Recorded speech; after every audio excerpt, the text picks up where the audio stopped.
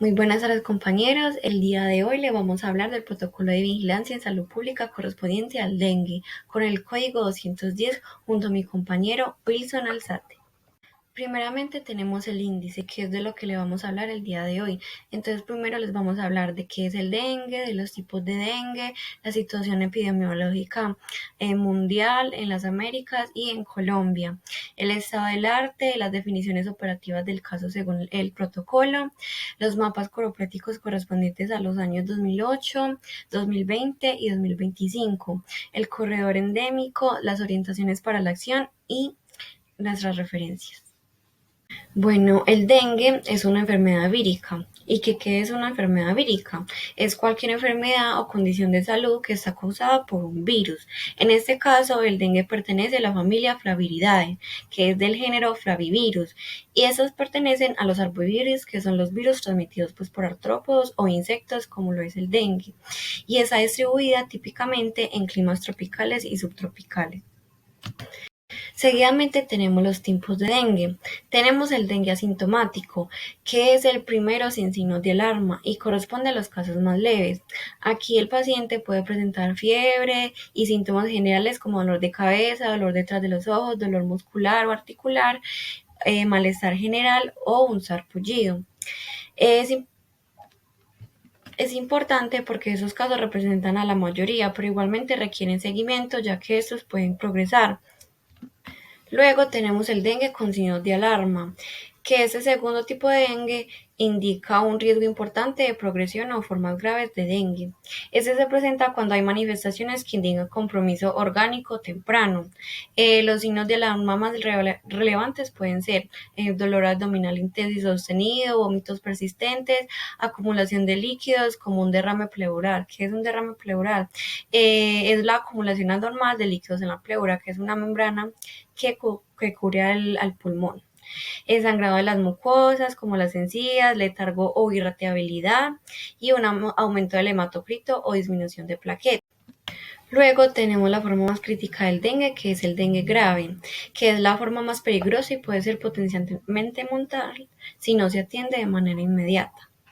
Esto ocurre cuando hay una falla en órganos vitales y las manifestaciones más importantes incluyen choque o fuga severa de plasma, hemorragias severas, daño grave en órganos como el hígado, el corazón, los riñones o el sistema nervioso. Y el manejo debe ser una unidad hospitalaria y con vigilancia. Bueno, aquí tenemos el ciclo de transmisión del dengue. Aquí tenemos el vector que serían los mosquitos Aedes aegypti o Albopictus en menor medida, hembra, que pican para poder producir sus huevos. Luego, este mosquito hembra sano pica a una persona que ya sea portadora del virus del dengue y después de infectado, ese mosquito permanecerá toda su vida con el virus e irá ya infectado a picar a una persona sana, así transmitiéndole el virus. También algunos de los huevos que ponga esta hembra de mosquito estarán infectados y ya nacerán con el virus, haciendo así que se propague más el virus. La situación epidemiológica del dengue, tal como lo presenta el protocolo nacional. Esta sesión describe cómo se ha comportado la enfermedad en el mundo, en la región de las Américas y especialmente pues en Colombia. Bueno, a nivel mundial tenemos que el dengue sigue siendo uno de los mayores retos de salud pública y que más de 3.900 millones de personas viven en zonas de riesgo y que la incidencia ha aumentado de manera sostenida, impulsada principalmente por el cambio climático, la urbanización y la expansión del mosquito Aedes aegypti principalmente. Bueno, a nivel mundial también tenemos que el 2023 fue el año con más casos reportados en la historia, superando los 6 millones, y que Asia sigue siendo la región más afectada, pero la enfermedad está llegando a nuevas áreas donde antes no se registraba la transmisión, también por esto mismo del cambio climático.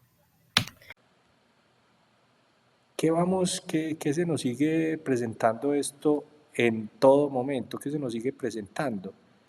Que, que el arbovirus en América es con el mayor presencia en número de casos de la región, que presencia epidemias cíclicas cada 3 o 5 años, y que en el 2023 la incidencia acumulada del dengue fue de 453 casos por cada 100.000 habitantes. La letalidad del dengue es del 0.052, observándose una incidencia, un aumento en la incidencia del 66.6 en la letalidad, con un 13% respecto al 2022. En Colombia, la tasa de incidencia del dengue ha sido fluctuante desde el 78, con tendencia al incremento a través del tiempo. O sea, cada año van a haber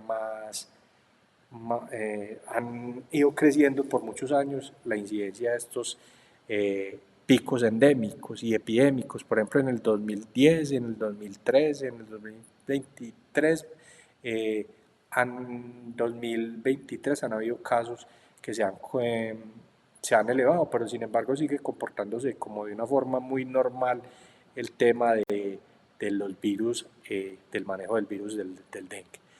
¿Qué tenemos en el estado del arte dentro del protocolo?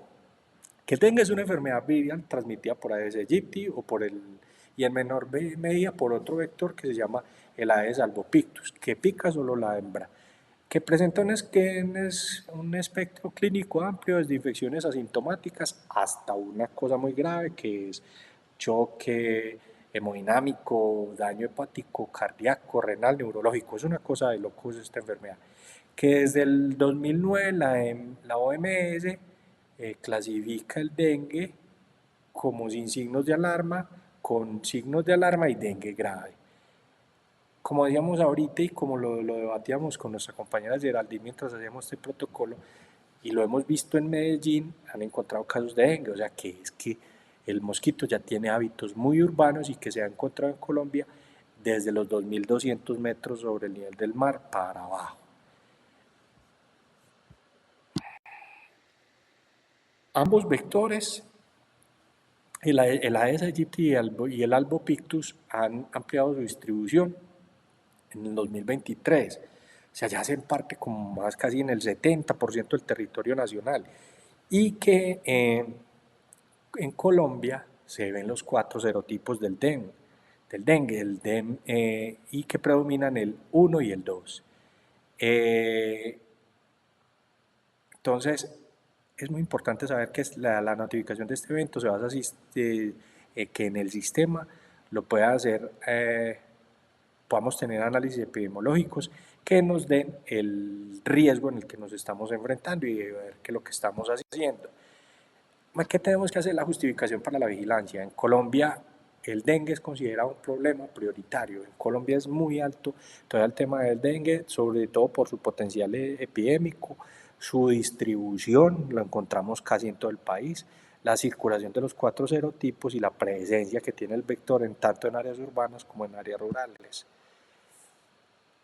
Ha mostrado que en las últimas décadas hay una expansión geográfica, que hay ciclos epidémicos muy recurrentes, los tenemos en 2010, 13, 16, 19 y 23, que tiene una alta carga social económica por la morbilidad y por las hospitalizaciones, por las complicaciones y por las muertes, y que es necesario que se fortalezca la estrategia de control vectorial y que se tengan análisis periódicos para orientar las decisiones de promoción y prevención en el control de la intervención que estamos teniendo nosotros en todos los entes de trabajo. ¿Por qué es importante la vigilancia del evento? Porque describimos la frecuencia, la tendencia, la distribución del tiempo y el lugar, las personas, se detectan los cambios epidemiológicos, donde hay brotes de manera oportuna que podamos llegar, las búsquedas activas institucionales, podemos ver el número de prestadores de hospitalización, la letalidad, la confirmación y otros diferentes elementos que nos permiten una gestión intersectorial para la protección de la salud pública. ¿Quiénes tienen derecho a utilizar esta información? Aparte que la tenemos todos, nos le sirve mucho para las acciones de vigilancia y control al Ministerio de Salud y Protección Social, a la Superintendencia Nacional de Salud. El IDEAM es una de las instituciones que más ayuda con sus previsiones de tiempo, las direcciones departamentales, distritales y municipales de salud, los laboratorios de salud pública, las unidades notificadoras primarias, que son las que nos dicen dónde se está presentando, las EPS, la Organización Panamericana de la Salud, y nosotros como población en general debemos conocer a qué enemigo nos estamos enfrentando. ¿Qué tiene este protocolo? que nos da unos objetivos específicos, y es que describamos en términos variables de persona, tiempo y lugar el comportamiento de la notificación del dengue. Que tengamos una detección oportuna en los cambios de patrones y ocurrencia según los eventos del escenario y los escenarios epidemiológicos y a la adaptación al riesgo para las actividades de promoción y control. Que realicemos seguimiento a los indicadores establecidos. Es que ya el protocolo tiene los indicadores establecidos para las acciones oportunas en el control de la enfermedad. Que monitorizamos la circulación del virus y que permitamos ver a dónde está llegando más el virus y dónde se están presentando nuevos casos de virus.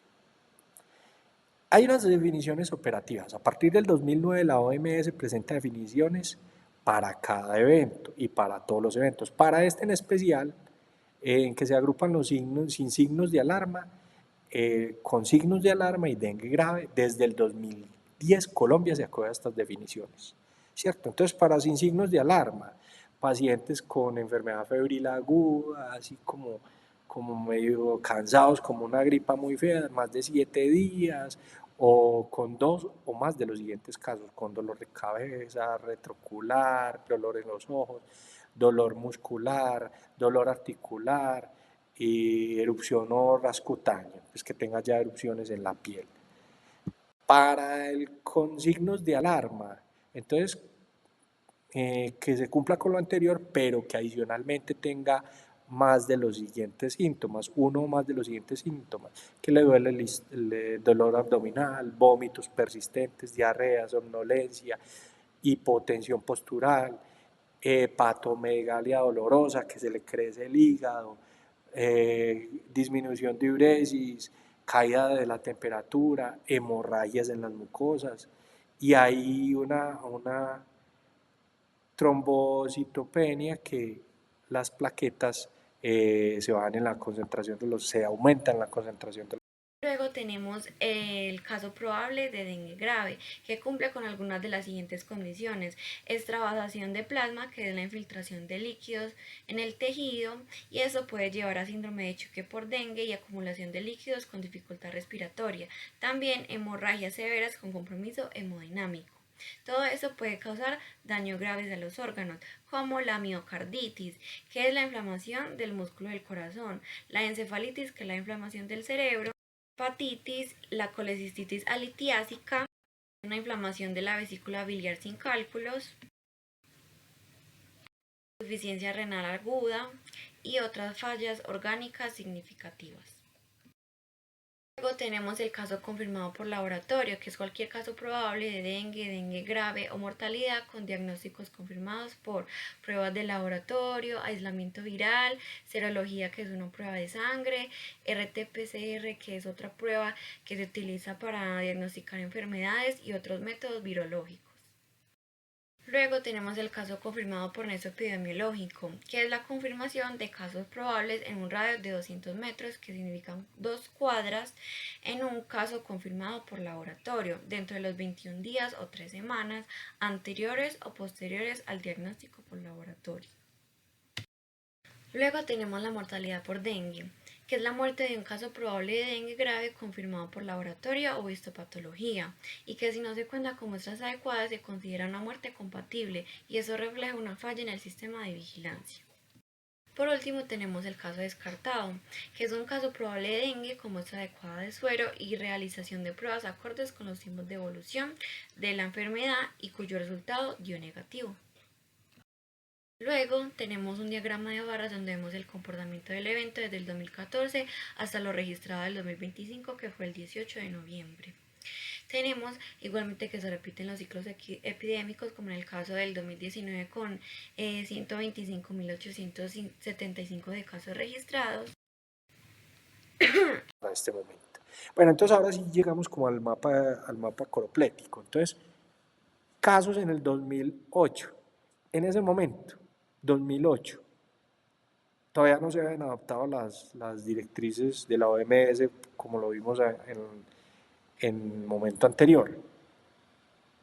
Norte de Santander y Santander, un viaje de casos, inclusive meta, ¿cierto?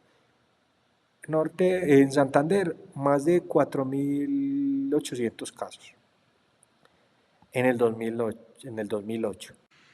Pero cuando lo comparamos, por ejemplo, con lo que encontrábamos en el Guainía, la tasa, ya pasando de casos a tasas, en el Guainía observamos una tasa de 2.723.5 y vemos en Norte de Santander o en Santander más fácil encontramos que hay 247.2. Entonces cuando se multiplica eso por 100.000 habitantes, Santander y Norte de Santander pues obviamente se van a bajar en las tasas porque tienen más población, pero Guainía que tenía más poquita población vamos a encontrar que es una tasa elevadísima.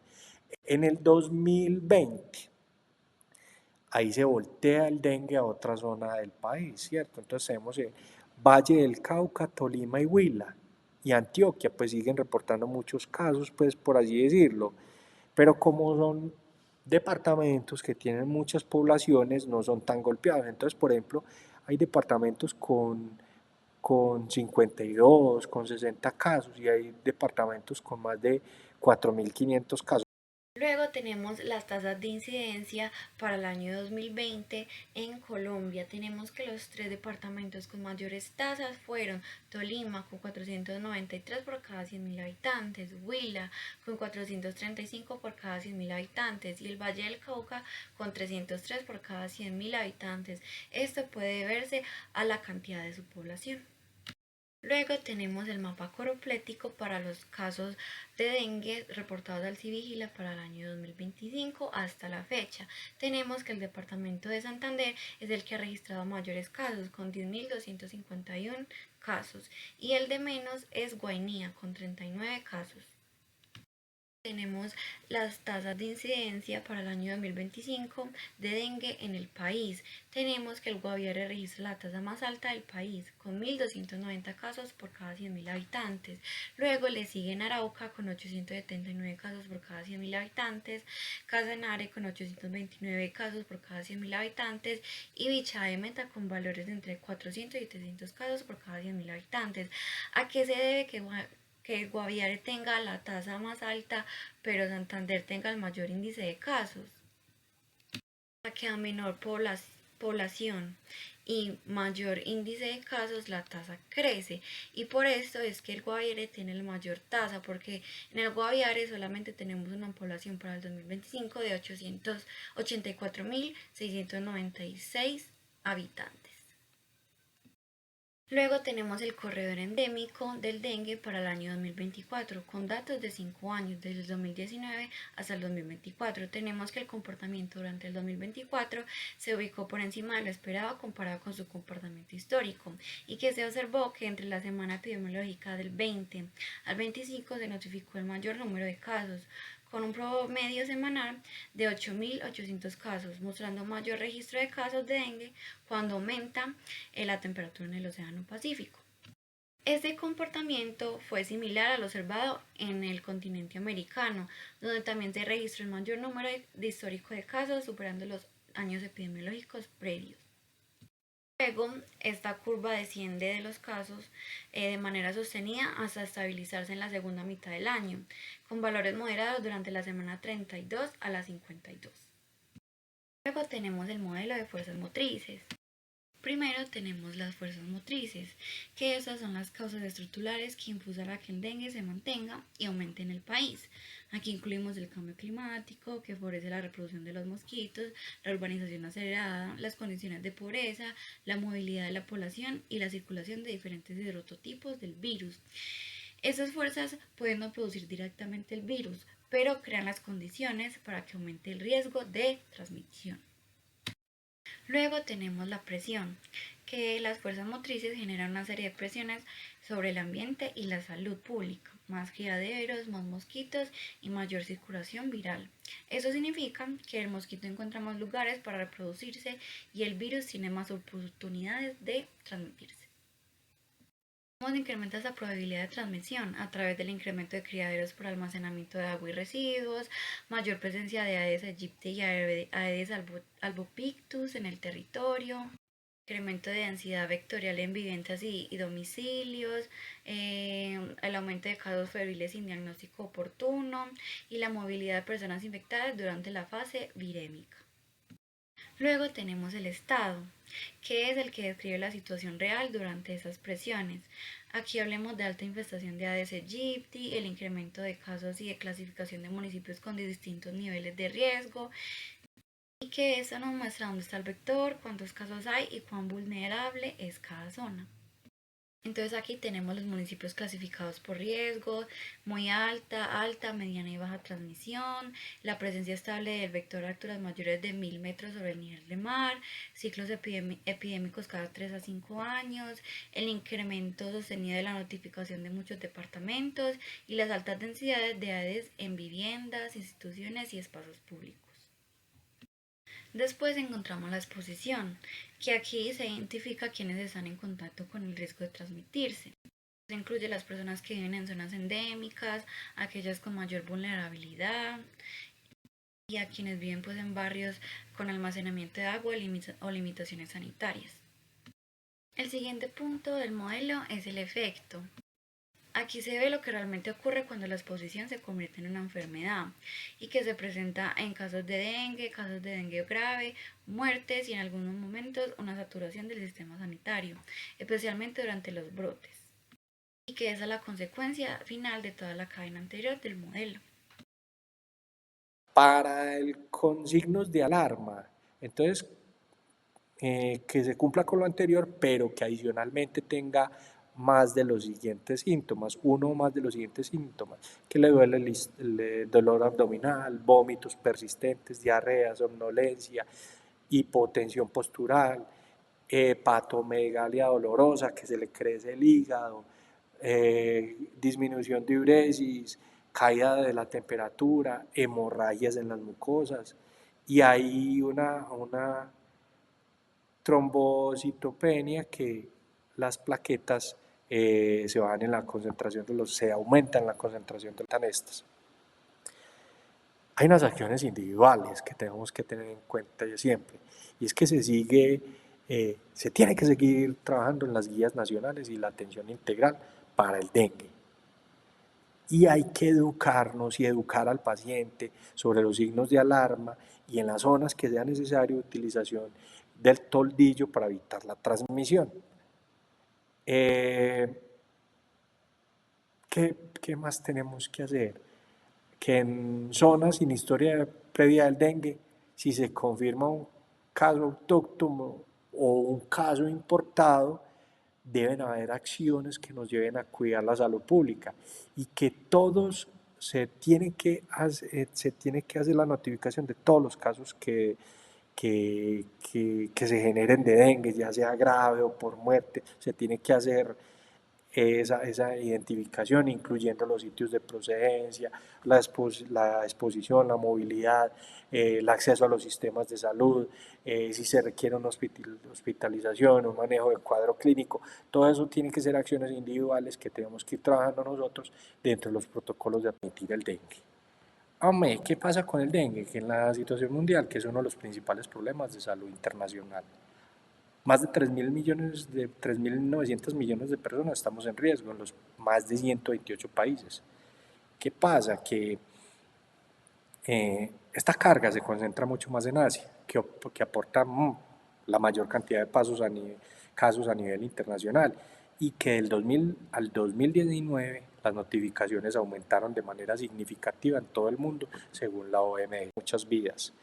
La búsqueda activa institucional. No podemos caer en el silencio que nos deje aumentar los casos críticos que tenemos ante los RIPS, entre los registros de los prestadores de salud, detectar los casos no notificados, y que hay que tener una especial vigilancia para brotes de dengue. Hay que hacer un control vectorial, las acciones intersectoriales de saneamiento. Hoy, según la 1229, el control de vectores está en cabeza del departamento, cuando no son municipios categoría 1, 2 y 3, que son la mayoría de municipios del departamento de Antioquia. Dependen de las acciones que se delimiten dentro de vectores en el departamento. Hay que tener el control químico de contingencia y focalizar según el análisis epidemiológico y entomológico, dónde vamos a tener más presencia, dónde estamos teniendo más presencia de este mosquito. ¿Qué es una situación de alerta, brote de emergencia? Un brote es un aumento no esperado de casos versus el histórico. La respuesta tiene que ser integral, tiene que haber vigilancia, laboratorios, control vector, atención clínica, y se requiere un análisis inmediato y la activación de salas de riesgo donde se presenten estos brotes en cualquier parte del país. Esto está dictado por la Organización Panamericana de la Salud, hay mucha bibliografía sobre dengue. Es una enfermedad que como saludistas nosotros tenemos que controlar y tenemos que prevenir para que no se pierdan vidas por eso. A mi compañera Geraldine, muchas gracias por la enseñanza que nos dejó en este trabajo. Muchas gracias a todos ustedes y feliz